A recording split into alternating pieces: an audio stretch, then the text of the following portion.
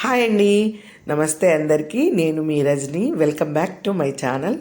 ఈరోజు కారం బూందీ ఎంతో క్రిస్పీగా ఇంకా క్రంచీగా ఈ విధంగా ఎలా రావాలో చేసుకోబోతున్నానండి. ముందుగా ఒక బౌల్ తీసుకుని దానిలో ఇలా జల్లెడతో 2 కప్పుల వరకు శనగపిండి తీసుకోవాలి. ఈ విధంగా జల్లించుకుంటే దీనిలో ఉన్న వేస్ట్ ఏమన్నా ఉంటే మనకి వచ్చేస్తుంది అనమాట. ఈ విధంగా జల్లించుకుంటే ఉండలు కూడా ఏం లేకుండా ఉంటుంది. తర్వాత ఇంకొక కప్పు వరకు వరిపిండి తీసుకోవాలి. వరిపిండి కూడా వేసుకొని ఈ విధంగా జల్లించుకోవాలండి.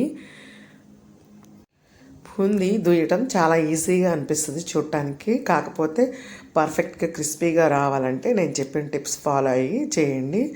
బూందీ చాలా పర్ఫెక్ట్గా వస్తుంది అన్నమాట.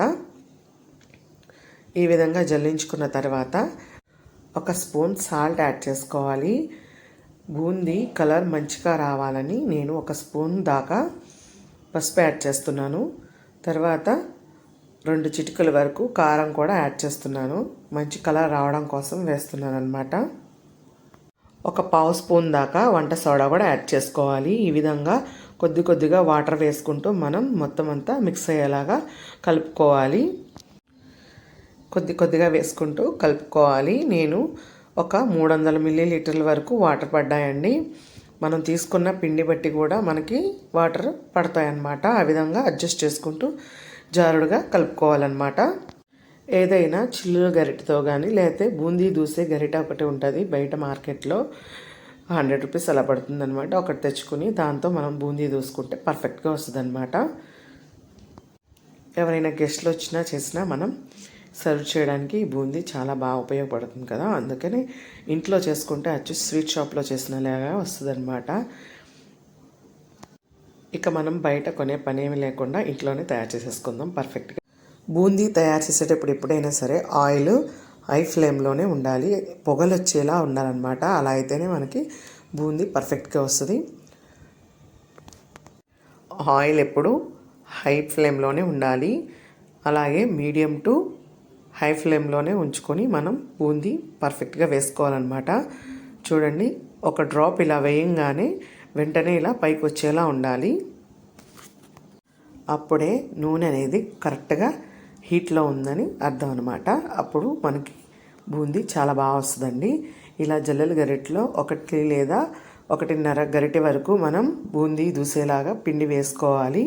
మంట కూడా మీడియం టు హై ఫ్లేమ్లో ఉండేలా చూసుకోండి. అలాగే మీరు బూందీ వేసే కడాయి కూడా మందంగా ఉండేలా చూసుకోవాలండి. అప్పుడు మనకి చాలా బాగా వస్తాయి అన్నమాట. మనం బూందీ వేసేటప్పుడు మొత్తం అంతా పిండి కదుపుకొని వేసుకోవాలి, లేదంటే శుభ్రంగా కలవదనమాట. ఆ విధంగా కలుపుకొని మనం ఇలా బూందీ దూసుకోవాలి. బూందీ గరిటె సెంటర్లో పెట్టి ఇలా 1 గరిటె వరకు పిండి వేసుకుంటే అప్పుడు మనకి సైడ్ నుంచి కూడా అంతా మంచిగా వస్తుందన్నమాట. నూనె మొత్తం వేడిగా ఉంటుంది కాబట్టి స్లోగా జారుతూ ఉంటుంది కాబట్టి మనకి చక్కగా ఫ్రై అవుతుందన్నమాట. ఈ విధంగా చూడండి, బ్రౌన్ కలర్ వచ్చే వరకు వేయించుకోవాలి.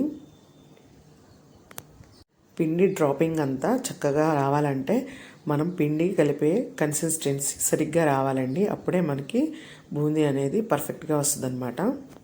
పిండి అనేది మనం లూజ్గా కలుపుకోకూడదండి. ఆ విధంగా లూజ్గా కలుపుకుంటే ఈజీగా జారిపోతుంది అనమాట. అదే కొంచెం థిక్గా కలుపుకోవాలి. మరీ అంత థిక్గా కూడా కలుపుకోకూడదు, మీడియంగా కలుపుకోవాలన్నమాట. బూందీ మొత్తం మనకి రాదు కాబట్టి చిన్న గరిటె తీసుకోవాలి ఈ విధంగా. లేదంటే టీ వడకట్టేది ఉంటుంది కదా, అదైనా సరే తీసుకొని ఈ విధంగా మొత్తం అంతా అడుగున ఉన్నది కూడా తీసేసుకోవాలన్నమాట. బూందీ మంచి కలర్ రాగానే తీసేసుకొని పక్కన పెట్టేసుకోవాలి. తర్వాత నెక్స్ట్ బ్యాచ్ కింద మళ్ళీ వేసుకోవాలండి. మళ్ళీ మనం బూందీ వేసేటప్పుడు జల్లెల గరిట ఉంది కదా, దాన్ని బ్యాక్ సైడ్ నీట్గా క్లీన్ చేయండి. ఎందుకంటే హోల్స్ అయిపోతాయి అన్నమాట.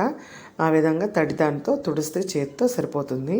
ఈ విధంగా మళ్ళీ సెకండ్ బ్యాచ్ కూడా ఈ విధంగానే వేసేసుకోవాలి. నెక్స్ట్ బ్యాచ్ వేసేటప్పుడు ఆయిల్ని 1 అర నిమిషం పాటు వేడి చేయాలి.